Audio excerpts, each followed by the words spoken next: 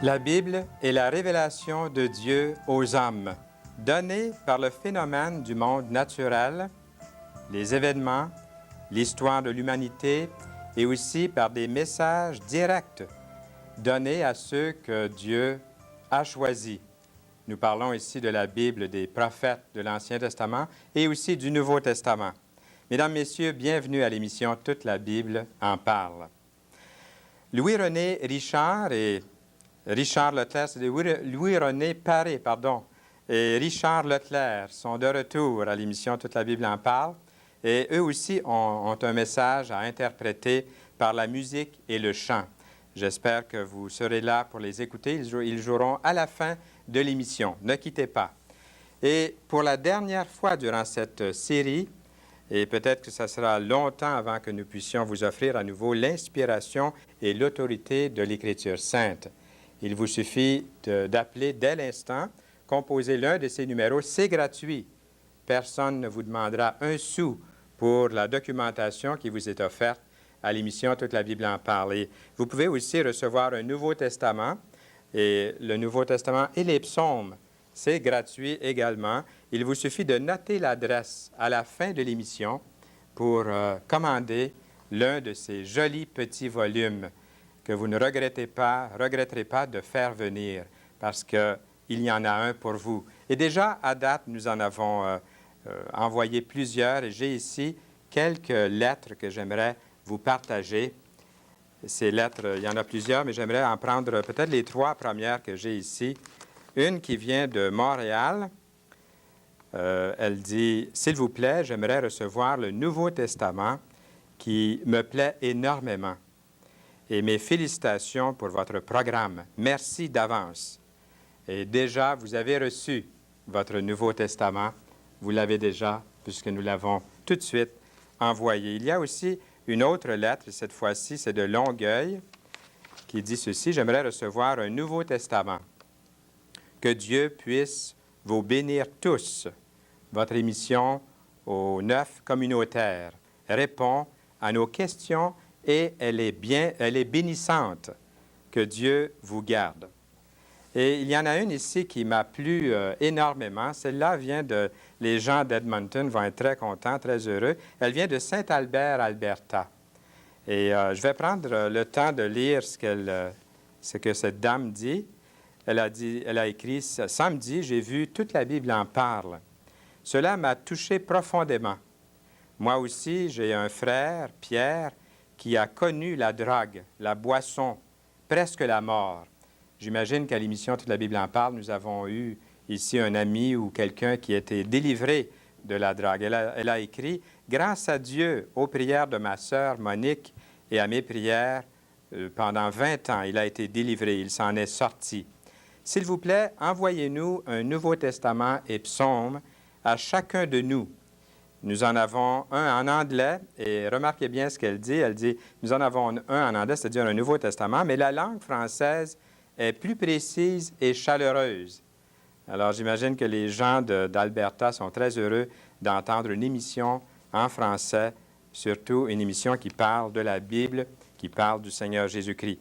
Elle dit, elle continue en écrivant, « Je ne regarde pas le poste français, mais par miracle, j'ai vu votre émission samedi, et si Dieu le veut, je le ferai tous les samedis. » Elle dit, « J'ai 4 enfants, elle les nomme, et puis ensuite elle dit, « Ma vie en ce moment est très remplie, et c'est très rare que j'ai des moments seuls avec le Seigneur.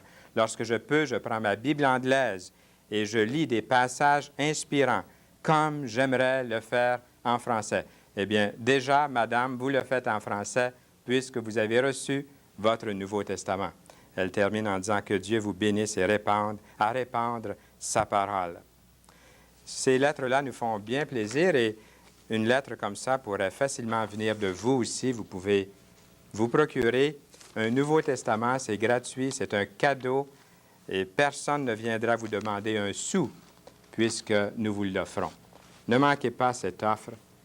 Dès l'instant, appelez durant l'émission, et quelqu'un là de sympathique prendra note de vos questions, de vos commentaires, et aussi vous fera parvenir ce petit livre vert, l'inspiration de l'Écriture sainte.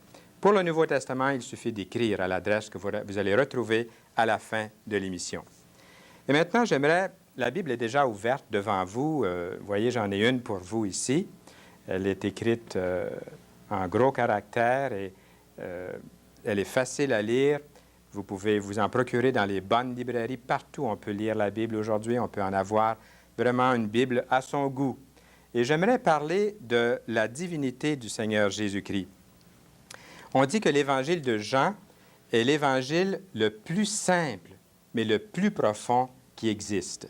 On dit que dans l'original, il n'y a que 900 mots pour l'Évangile de Jean, mais c'est tellement enrichissant de lire la parole de Dieu. Jésus, la parole incarnée et révélée de Dieu. Et nous lisons exactement les mêmes paroles que nous retrouvons au début de la Bible. Au commencement était la parole, et la parole était avec Dieu, et la parole était Dieu. Elle était au commencement avec Dieu. La Bible est la révélation de Dieu aux hommes. Comme nous le disions dans l'introduction, la Bible, la révélation de Dieu ne nous est donnée non seulement par la parole de Dieu, par la Bible, mais aussi par les phénomènes naturels qui nous entourent. Comment ne pas s'émerveiller de la création ces jours-ci, durant les jours du printemps, lorsque les oiseaux, les fleurs, la nature entière commence à revivre. Nous avons aussi la révélation de Dieu par les événements qui nous entourent, par l'histoire de l'humanité et aussi par les messages qui nous ont été laissés, des messages de la Bible, les messages de la parole de Dieu, des écrivains inspirés de Dieu. Sa parole, la parole de Dieu, est toujours efficace. Dans Genèse, le premier livre de la Bible, verset 3, il est écrit « Dieu dit que la lumière soit, et la lumière fut. » Dans le psaume 33, verset 6, nous lisons « Les cieux ont été faits par la parole de l'Éternel. » Dans le psaume 107, verset 20, il est écrit « Il envoya sa parole et les guérit. » La parole de Dieu n'est pas seulement un attribut de Dieu, mais une personne distincte, habitant avec Dieu avant la création du monde et agissant comme agent créateur dans la création. Vous avez remarqué que Jean, l'évangéliste, ne dit pas la parole de Dieu. Il dit la parole était avec Dieu et la parole était Dieu. Dans Jean chapitre 1, verset 1, le verset que nous venons de lire. Jean dit que Jésus est Dieu. Ce qui appartient à la divinité appartient aussi à la parole. Regardons à nouveau ce texte qui est devant nous. Toutes choses ont été faites par elle, et rien de ce qui a été fait n'a été fait sans elle, la parole qui est Jésus. En elle était la vie, et la vie était la lumière des hommes. La lumière luit dans les ténèbres, et les ténèbres ne l'ont point reçue. Le verset 5 dit « La lumière luit dans les ténèbres ». La parole de Dieu nous dit que l'homme est déchu, qu'il est perdu. Dans l'Ancien Testament, dans un texte, un des prophètes dit que toute notre justice, la justice de l'homme est comme un vêtement sale. Tout ce qu'il peut produire de lui-même, si on le compare à la justice de la parole, à la justice de Jésus, c'est quelque chose qui ne se compare pas puisque lui, il est pur, il est juste, il est saint. Comment luit-elle, cette parole? L'homme contemple le monde. L'homme comprend plusieurs des lois de l'univers. Il s'imagine lui-même, intérieurement, lui-même se connaît, s'examine, se scrute et découvre des choses. Mais est-ce qu'il découvre en même temps les aspirations ou ses aspirations spirituelles, ses aspirations célestes ou seulement ses désirs terrestres? Regardons à nouveau le verset 6. À partir du verset 6, nous lisons « Il y eut un homme envoyé de Dieu. Son nom était Jean. Il vint pour servir de témoin, pour rendre témoignage à la lumière, afin que tous croient par lui. Lorsque nous lisons la parole de Dieu, nous réalisons une chose, c'est qu'il y a toujours eu une continuité du témoignage de Dieu dans le monde. C'est pour ça qu'en lisant la parole de Dieu, lorsqu'on lit les livres écrits par Moïse, nous avons le caractère de Moïse. Nous avons aussi la personnalité qui transpire au travers de ses écrits. Dieu n'a pas changé, n'a pas utilisé des robots, mais vraiment des hommes de différentes natures, de différentes personnalités, mais c'est toujours le message inspiré de Dieu. Ils ont parlé de la part de Dieu. Et ce message a une continuité. Toujours le même message que Dieu a donné, un message puissant qui transforme et régénère les hommes, les femmes et les enfants. Au verset 8, nous lisons, en parlant de Jean, « Il n'était pas la lumière, mais il parut pour rendre témoignage à la lumière. Cette lumière était la véritable lumière qui, venant dans le monde, éclaire tout homme. Elle était dans le monde et le monde a été fait par elle, et le monde ne l'a point connue. » Peut-être que vous dites, qui est-ce qui croit dans la Bible aujourd'hui? Qui est-ce qui croit à ce que vous dites en ce moment? Est-ce qu'il y en a encore qui croient dans ce vieux livre? Est-ce qu'il y en a encore qui croient vraiment, sincèrement, de tout leur cœur? Nous venons juste de lire, « Le monde ne l'a point connu. » Et ça a été écrit il y a au moins 2000 ans. Le cœur de l'homme, lui, n'a pas changé. Le cœur est encore besoin du Seigneur, a encore besoin de cette lumière, a encore besoin du Seigneur Jésus-Christ. Il a besoin d'être guéri. Il a besoin de retrouver une stabilité. Il a besoin de sortir de sa solitude. Il a besoin de sortir de son péché. Il a besoin d'être placé sur un niveau plus élevé. Et Dieu a la réponse. Il n'y a pas un livre au monde qui donne plus de réponses aux besoins au cœur de l'homme que la parole de Dieu, la Bible. Jean attirait les gens à la parole faite chair. Et j'aimerais lire un passage un petit peu plus loin. Nous allons revenir à notre texte, mais allons voir ici un petit peu plus loin. Au verset 14, nous lisons, « Et la parole a été faite chair, et elle a habité parmi nous, pleine de grâce et de vérité. » Qui est-ce qui est plein de grâce et de vérité? La parole, Jésus. Et nous avons contemplé sa gloire, une gloire comme la gloire du Fils unique venu du Père. La parole est venue dans ce qu'il y a de plus engouffré. La parole s'est faite chair. Jésus est né d'une femme, il est né de Marie, dans ce qu'il y avait de plus engouffré. La parole est venue dans ce monde à un moment précis de l'histoire. Notre calendrier en parle. Le jour de Noël en témoigne. Cette parole est venue comme membre d'une race, d'une nation, la race juive, la nation d'Israël. Les préparations, Dieu avait choisi un peuple auquel il se révélerait. C'est surprenant que ce peuple ne l'a pas reçu lorsqu'il est venu. Nous lisons au verset 11, « Elle est venue chez les siens, et les siens ne l'ont point reçue. » Ce geste de refus fait éclater son amour pour eux, pour le peuple, et pour tous les peuples, pour toutes les nations du monde. Le fait d'être rejeté, le fait d'être mis de côté, le fait d'être mis sur une croix a fait exploser l'amour de Dieu pour vous. Le fait, en cet instant, d'être même peut-être quelqu'un dans l'auditoire est indifférent à la parole de Dieu. Cela fait exploser l'amour de Dieu. Peut-être que quelqu'un dans l'auditoire se moque de la parole de Dieu. Peut-être que quelqu'un ne prend pas au sérieux la Bible et ne croit pas ce qu'elle dit. Peut-être que quelqu'un dans l'auditoire est indifférent ou rebelle ou ne veut pas écouter ces paroles puisque ça le dérange, ça le met mal à l'aise. Cela fait éclater l'amour de Dieu pour vous. Il vous aime. Qui est plein de grâce et de vérité? Jésus est plein de grâce et de vérité.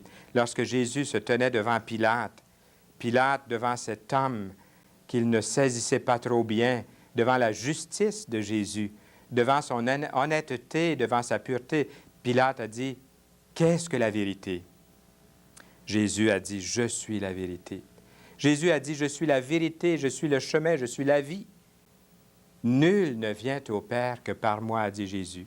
Jésus a dit aussi, « Venez à moi, vous tous qui êtes fatigués et chargés, et je vous donnerai du repos. » Jésus a dit, « Je me tiens à la porte. » Il parlait de notre cœur. « Je me tiens à la porte, dit Jésus, et je frappe. Si quelqu'un entend ma voix et ouvre la porte, j'entrerai chez lui.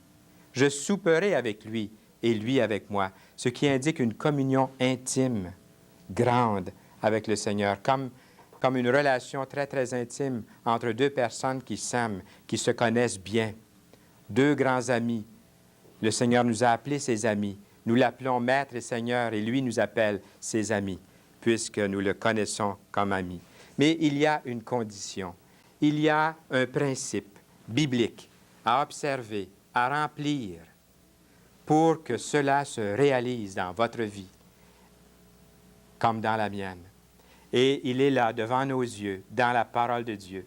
Regardons ici le verset 12 qui dit, « Mais à tous ceux qui l'ont reçu, qui ont reçu la parole qui est Jésus, à ceux qui croient en son nom, elle a donné le pouvoir de devenir enfants de Dieu, lesquels sont nés. » Et l'évangéliste Jean, ailleurs dans son épître, dit, « Et nous le sommes, nés, non du sang, ni de la volonté de la chair, ni de la volonté de l'homme, mais de Dieu. » Quelqu'un, par exemple, qui suit très sincèrement sa religion ou ses pensées ou une philosophie quelconque ou les 10 commandements, ou quelqu'un qui est très, très fidèle à ses offices, à ses réunions, à son Église ou à un organisme ou à des œuvres de charité, tout ça, c'est très bien, ça peut être très, très bien. Mais il y a plus que ça. Il est écrit à tous ceux qui l'ont reçu, à ceux qui croient en son nom. Il a donné le pouvoir de devenir enfants de Dieu. Est-ce que vous seriez prêts? Est-ce que vous êtes assez sérieux et convaincus par ces passages, par la parole de Dieu, non pas par ce que j'ai dit ou par ce que vous avez entendu ici, aujourd'hui à l'émission, mais par la parole vivante, authentique du Seigneur? Est-ce que vous êtes convaincus que vous avez besoin aussi de cette parole? La parole créatrice, faite chair, est venue former une nouvelle création, une création spirituelle, qui n'est pas sujette aux lois de la nature ou aux lois physiques de ce monde. La nouvelle naissance est reliée à une personne vivante et authentique, le Seigneur Jésus-Christ. Là où vous êtes en cet instant, vous n'êtes pas dans une église, mais vous pourriez fermer les yeux et sincèrement dire, « Oui, Seigneur Jésus, je viens à toi », et composer le numéro, nous appeler et dire, « J'aimerais vous annoncer que très simplement, je viens de mettre ma vie en règle avec le Seigneur. Je viens de le recevoir comme mon sauveur personnel. » Êtes-vous prêt à le faire maintenant? J'aimerais vous dire comme conclusion que le Seigneur Jésus vous aime. Ne laissez pas passer tant d'amour. Il a tellement fait pour vous. Il a lancé ce cri sur la croix. Tout est accompli. Il est sorti vainqueur du tombeau, ressuscité. Écoutez, le Seigneur Jésus-Christ vous appelle. Il vous aime.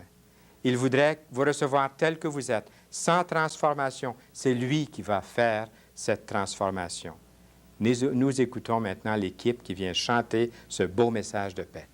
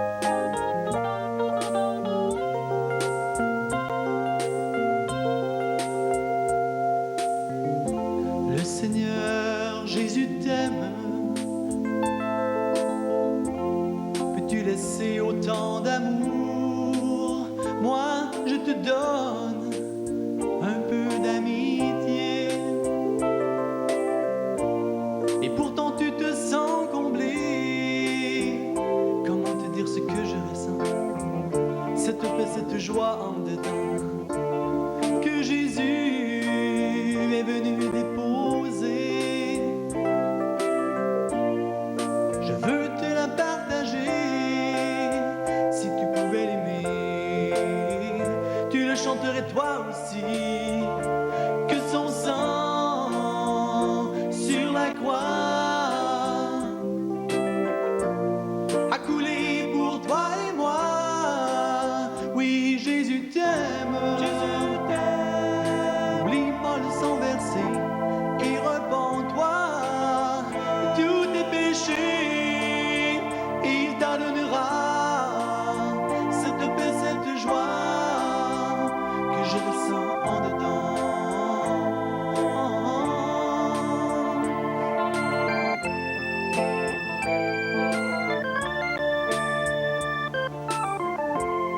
J'aimerais t'appeler frère,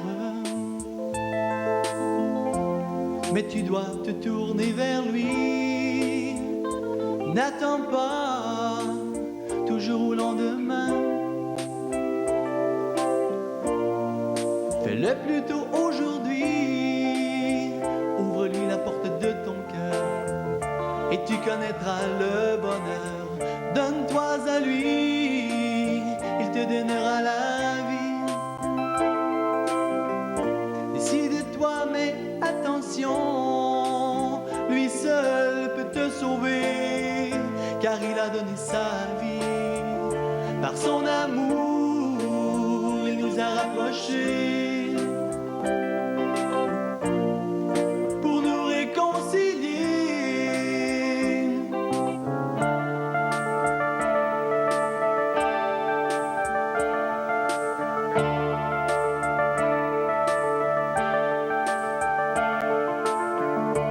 Notre divin roi est là-haut dans le ciel. Il regarde vers toi, écoute, il t'appelle, viens. Oui, Jésus t'aime. Jésus t'aime. N'oublie pas le sang versé et repens-toi. Repens-toi de tous tes péchés. Il t'adonnera cette paix, cette joie que je ressens en dedans.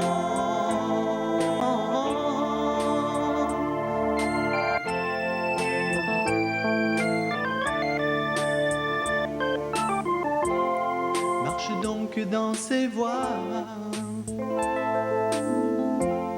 et il guidera tes pas dans cette vie ici-bas. Avec lui tu combattras pour qu'à lui tu offres tes peines et tes joies. Et il sera devenu ton frère et parlera de toi au Père. Pour toi, si tu crois et persévères dans ta foi, il préparera une place dans le royaume des cieux. Oui, Jésus t'aime. N'oublie pas le sang versé, non, et repens-toi de tous tes péchés. Il t'adonnera cette paix, cette joie que je ressens en dedans.